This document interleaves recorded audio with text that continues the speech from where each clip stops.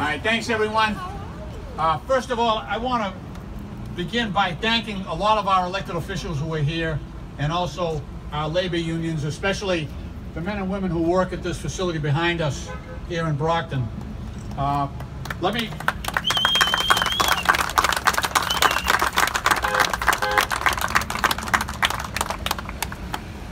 This Brockton facility at 120 Commercial Street, actually the Rocky Marciano Postal facility, I had the wonderful honor of renaming that on behalf of Rocky Marciano when I first became a congressman here, is really central not only to Massachusetts, but also it services Rhode Island as well. So there's a very wide impact here on what goes on with the post office here in Brockton. I want to thank Steve Carreri, the APW president for the South Shore,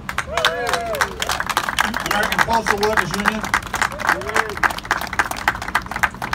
John Bassett, Branch 78 president, Mail Handlers Union,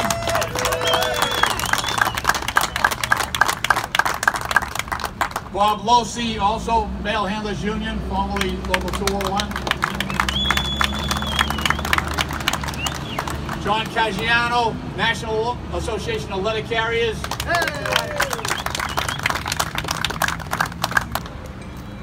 So the importance here today is that we are trying to defend the right of Americans to have a free and open and a fair election. While the post office for 230 years has served this country extremely well, and for 230 years has reliably delivered the mail, not only during election season, but 6 days a week to every home and business in America. And that has gone unbroken until the present day. Unfortunately, this president chose to appoint Louis DeJoy, who was a major fundraiser for the president and has no other qualifications, put him in charge of the Postal Service. And what we have seen and heard out of the Postmaster General's office has been nothing but criticism and damaging policy changes for the United States Postal Service. So Mr. DeJoy has, first of all, a major investor in competitors to the post office, and has deliberately tried to dismantle the United States Postal Service. He has withdrawn, and I want to make sure people understand. I know there was a statement that came out of the White House and out of the Postmaster General's office a little while ago. I want to be clear. The Postmaster General's statement did not say that he will put back the machines that he took out. He did not say that. He did not say that we would restore the traditional delivery standards in the United States. He did not commit to that. What he did say was the machines are going to stay where they are. And just so you understand, these delivery barcode high-speed sorting machines sort about 32,000 pieces of mail per hour. That's their capacity. On a regular shift over here, they are in Boston at the General Mail Facility. They could probably process, with the volume of mail, about 120,000 pieces of mail per shift. So he has taken 6 of those machines out of Boston. He's taken several of the machines out of Central Mass. So what we would have to do is sort that mail by hand. And bear in mind, the post office, because of the automation over the past 15 years, has reduced the number of people working at the post office by about 100,000 people across the nation. So the idea was that as people retired, and with new automation, they would need less and less people to move the same volume of mail. That has not happened. Now that they've taken out those machines, it means the mail is going to pile up on the loading docks. And that no matter how hard the American Postal Workers Union and the clerks work, no matter how hard the mail handlers work in delivering packages, no matter how hard the letter carriers work in terms of trying to deliver the mail to each home and business in America 6 days a week, and no matter how committed the supervisors are, they just will not be able to stand to maintain the delivery standards across the country. So a week ago, a little more than a week ago, the United States Postal Service issued a warning to 46 states saying that they do not believe, this is the United States Postal Service, that based on the lack of machines, the lack of men and women sorting and delivering the mail, they do not believe that they can make sure that the ballots arrive by election day. So we are in a constitutional crisis. What Congress is doing right now, and what many of the elected leaders behind me are doing as well, is we are demanding accountability on the part of the President and on the part of the Postmaster General to make sure that democracy is alive and well, not only in Brockton, but in every city and town across America. We are demanding that the standards that were in place before this Postmaster General came in be returned. That we move the mail and reliably deliver the ballots, not only the ballots, but medicines to veterans, paychecks to the unemployed, all the things that the Postal Service does through these great employees, that needs to be restored. And the Postmaster General has not committed to that yet. So we're still in this fight. Don't believe the lie. Remember, this Postmaster General said he wasn't taking machines out, okay? Then we caught him, and it was across the country. He said, well, we got one or two places we're doing that. He was doing it nationwide. Now he says he's not going to do that anymore. I don't believe him. I don't believe him. He's lied once to us already, and the lies coming out of the White House are just nauseating and nonstop. So we can't believe the President. We can believe one statement he made last week was he will not approve money so the post office can conduct vote by mail. He has said that openly. And, you know, I firmly believe that he had a slip there and actually told the truth to the American people. He's backed off on that recently, but believe me, judge him by his actions and by his words. He is out to stop the voting process in this country because he knows that if the American people have the right to vote, they will vote his backside out of office.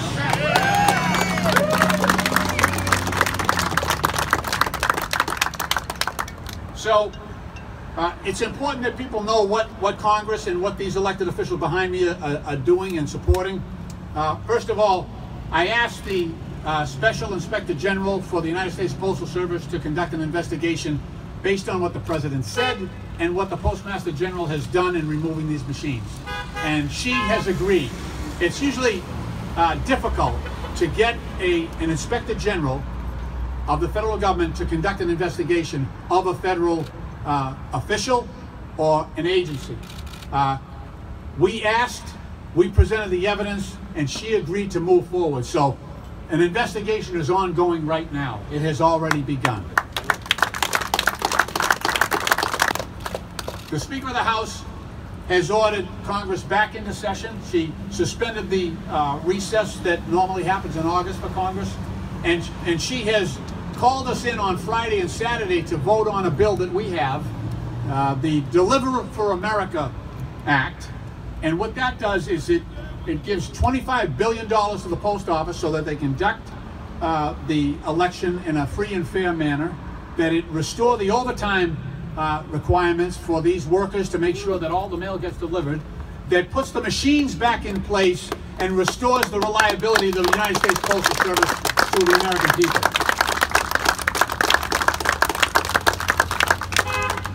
We've also summoned Mr. DeJoy, the Postmaster General, to a hearing on Monday. So that's before my committee.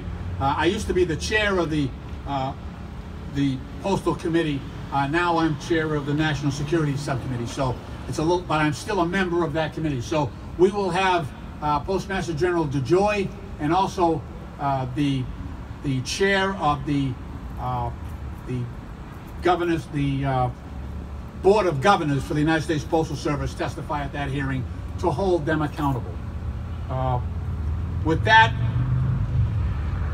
I just thank all the people behind me for their support.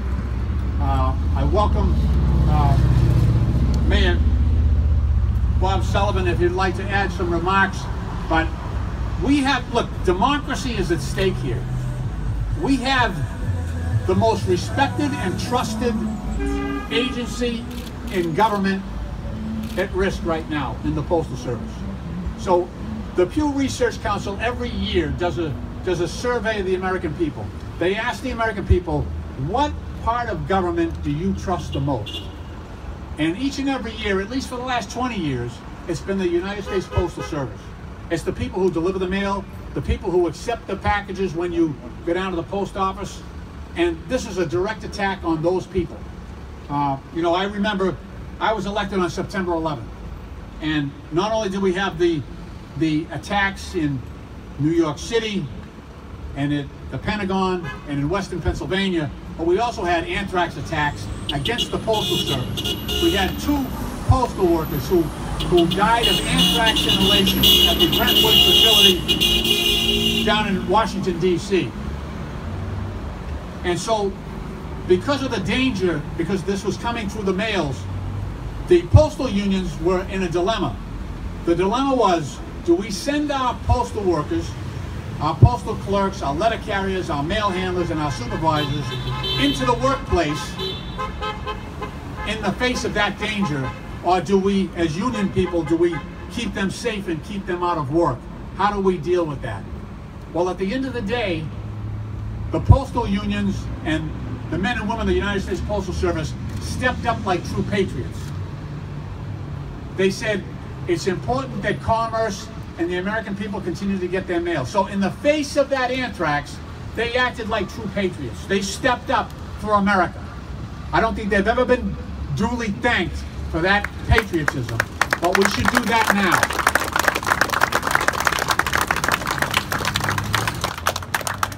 I do have a hearing aid, so just repeat the question. I was trying to ask the Congressman, how has this post office been impacted by the recent change to the Postal Service under President Trump? Well, currently, right now, we've lost 2 machines, 2 high-speed machines. We also lost 1 cancellation machine. The mail has, if the mail doesn't get done by the morning when we leave, they tell us to leave the mail. And for the past 2 weeks, and longer, it's been delayed. It's affected the delivery on our side of the city. Oh, too. I don't get, yeah. Yeah. We don't get our mail now till about 6 or 7 o'clock at night. Correct. And that can't, it's just wrong. Correct. It's never been like that. Right, and that's exactly what they've done lately. If you It's can't horrible. make it on the truck, push it aside, we'll get it tomorrow. Doesn't make sense, but that's what they do. Don, want to add anything? Yeah, so packages have been overrun since this COVID situation's come up. Everyone that didn't buy stuff on the internet figured out how to do it. They like it, so the packages are overwhelming. So every day, thousands and thousands of, sometimes for days on end, 4 or 5 days the mail's old. It just sits there, and we're doing what we can. We're working, they haven't really cut our overtime that bad at the plant per se for the mail handlers, but they are starting to try to cut it again. But the mail's just building up, like Steve was saying. They took a couple of machines out. They took a cancellation machine out. There's another one slated to come out, but they're not taking it out right now. So as of now, we're trying to get everything out of there, and but we can't do, we can't do it all with all these machines coming out in excessive mail like that. So. John, isn't it postal policy that you're not supposed to leave first-class mail behind? Well, they're saying that they can leave it behind if they report it to the area bosses. So it's okay to leave it behind. If we left it behind, we get disciplined. But if they left it behind and they report it to the area, then that's fine. So that's double standards exactly. So, all right, thank you. Thank you, John. Thank you, Steve. Really appreciate that. And the thing to remember is, look, we're 2 weeks out from the election. So think about this now. It's already backing up, and now we're going to get a surge of mail-in ballots. And what happens then? And if the mail is sitting there for 5 days, so what happens then? If you have, even if you vote 3 days before the election on a mail-in, that means, if it's 5 days, the ballot may arrive 2 days after the votes are tallied. And so that's what the post office, and remember, it's the post office, the people who run the post office, the management that have notified 46 states that they do not believe they can make sure that the ballots are received by election day. By election day. And at that same moment that they're announcing that, they're pulling out the high-speed machines. So that is, in my opinion, a blatant and corrupt attempt to prevent Americans from voting, because that's what the president thinks is necessary for him to get reelected, is to deny Americans the right to vote. That is shameless. That's a disgrace. That's a disgrace. And not only on him, but on all the people who support him. All the people who support him. And makes excuses for this president, and who defend his policies. So, Congressman, you're talking about potential legislation Saturday, Friday or Saturday. Right. What's going to happen once it leaves the House of Representatives? That's my fear. Yeah, so we have legislation that will be passed on Saturday. It's the Deliver for America Act, and we'll have to go over to the Senate. And that's really, so I know we will pass that in the House because we have a majority of Democrats. But when it goes to Mitch McConnell, you know, which in the Senate, which is often where good ideas go to die, that remains a challenge for us. So, but we will, look, people all over the country, regardless if you're a Democrat or a Republican or an independent, you value your right to vote.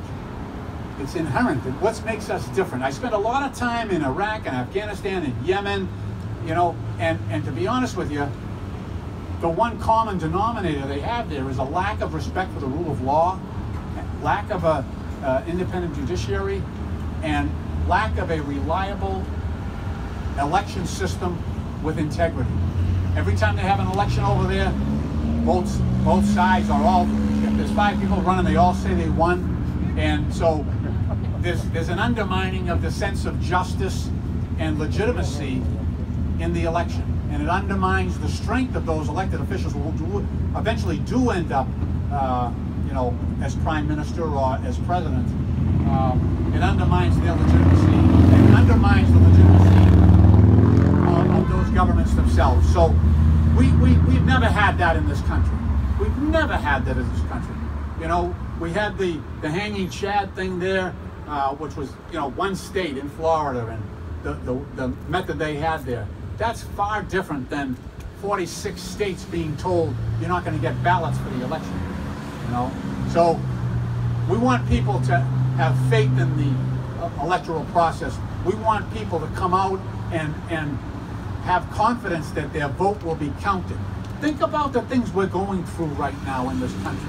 The pandemic, the racial injustice, institutional racism, the things we're trying to tackle here. We have to give hope and faith to the American people, rather than telling them that the election is rigged.